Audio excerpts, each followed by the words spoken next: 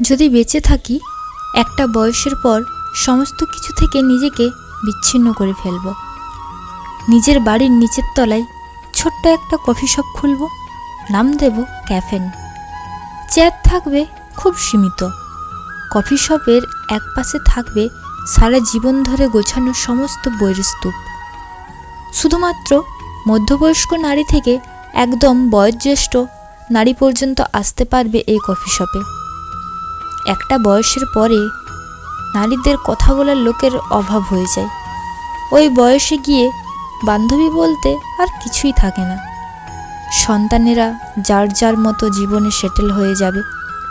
আর পুরুষদের তো চায়ের দোকানে গল্পের লোকের অভাব হয় না, কিন্তু এসব বয়স্ক নারীদের সবচেয়ে বেশি যে অভাব হয় সেটা হচ্ছে কথা বলার মানুষের অভাব। সেই জন্যই খুলব এরকম একটা কফি শপ। মাঝে মাঝে আমার বয়স্ক বান্ধবীরা উকি দেবে আমার কফি শপে। কফি হবে শুধুমাত্র কথা বলার এক বাহানা।